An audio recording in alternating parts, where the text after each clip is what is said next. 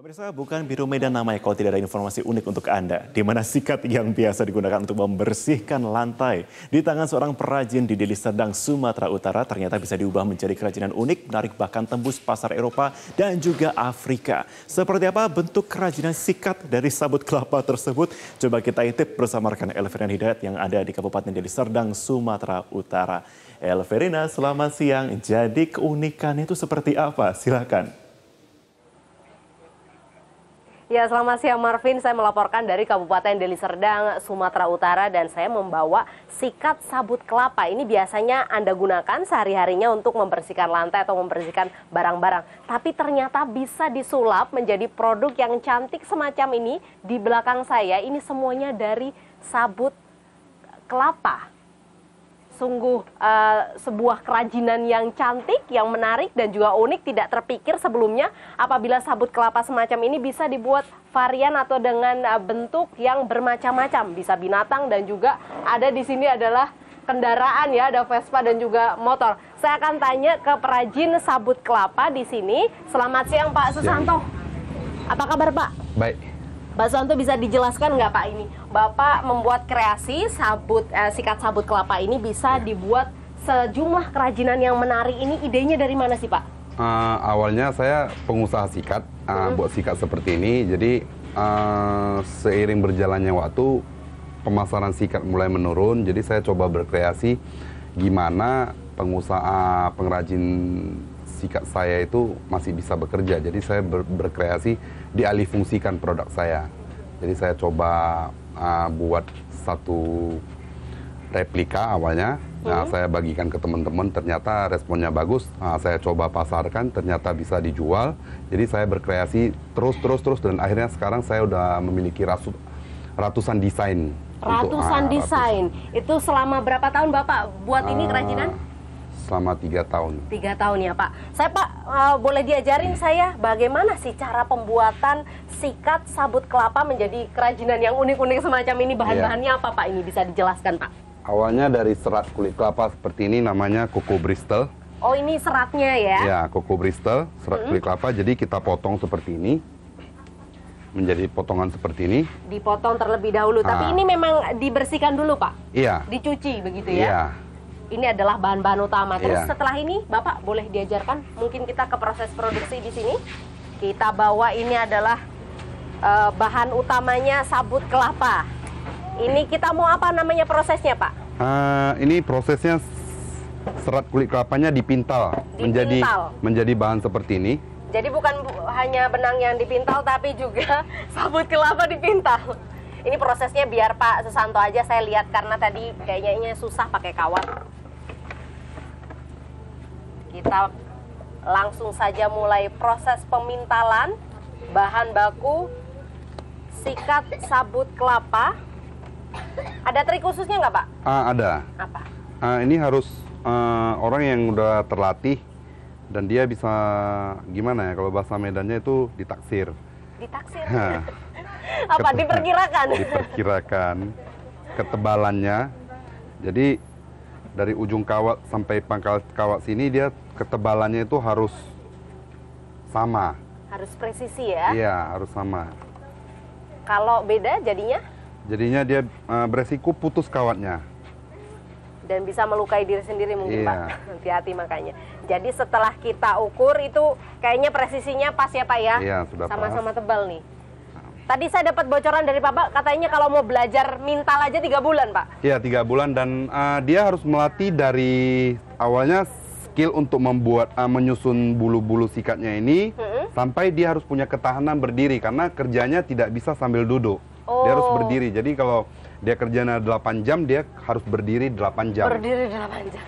Luar biasa. Itulah dilema pengrajin sikat. Nanti saya belajar pelan-pelan. Langsung kita putar ya, Pak. Kita putar proses. Ini putus. Putus. Putus nggak Pak?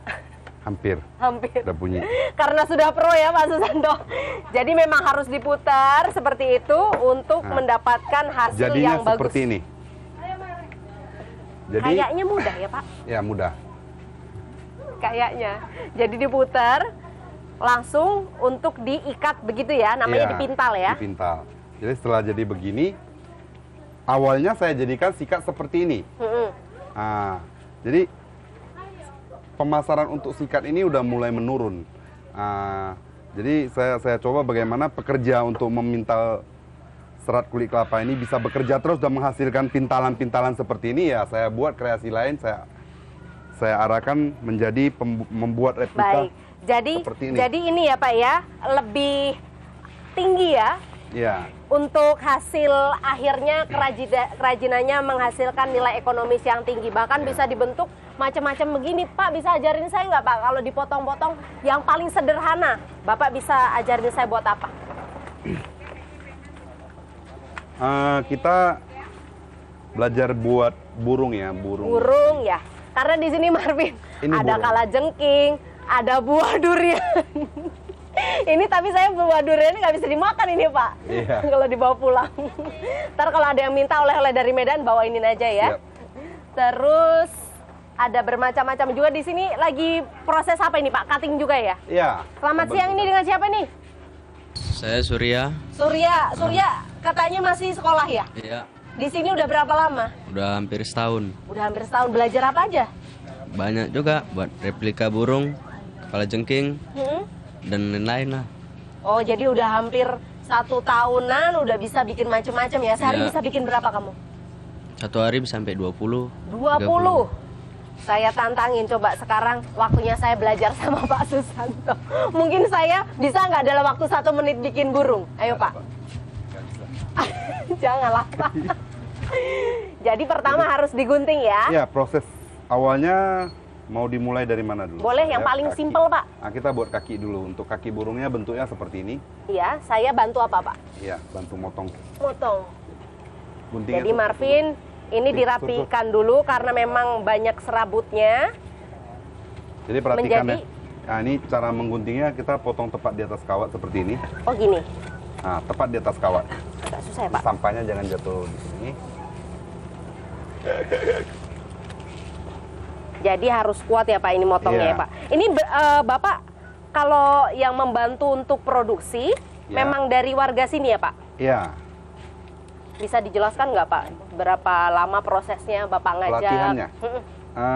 Tergantung si yang dilatih juga. Rata-rata berapa lama Pak? Rata-rata 1 minggu, 2 minggu udah bisa produksi. Jadi 1 hari itu Pak Susanto dan teman-teman ini berapa buah kerajinan yang bisa dihasilkan? Kalau di total kami sanggup buat sekitar 60 atau 70 piece. 60 sampai 70 piece, bahkan sampai luar negeri saya dengar ya. Iya. Bisa dijelaskan nggak itu sampai dijual ke negara-negara di Afrika sama Eropa Pak? Itu kita dapat bayarnya dari pameran-pameran sih. Pameran-pameran yang kita ikuti di kayak Inacraft, kayak pameran TEI di Jakarta, sama pernah juga dibawa sama pemerintah ke Sarawak, Kuching. Malaysia ya? Iya, Malaysia. Di situ kita jumpa bayarnya, jadinya seperti ini kakinya. Oke, sambil kita buat, sambil kita cerita-cerita Bapak. Iya. Terus mereka itu kebanyakan suka apanya Pak? Bentuknya kah atau bahannya? Iya.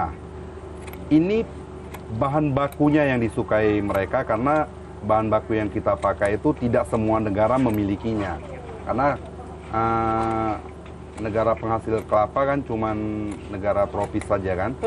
Jadi nggak semua negara. Udah itu produk saya ini disukai itu karena orang itu menyukai produk-produk yang eco-friendly, ramah lingkungan. Baik, Pak ada tips khusus nggak Pak misalkan untuk pengusaha yang bergerak di bidang industri kreatif semacam Bapak ini? Lebih banyak inovasi untuk zaman sekarang karena persaingannya sangat gimana ya, sangat tinggi. Jadi semua udah mulai berkreasi, kita harus banyak inovasi. Baik. Jadi yang dibutuhkan adalah inovasi dan jangan menyerah ya Pak iya. ya.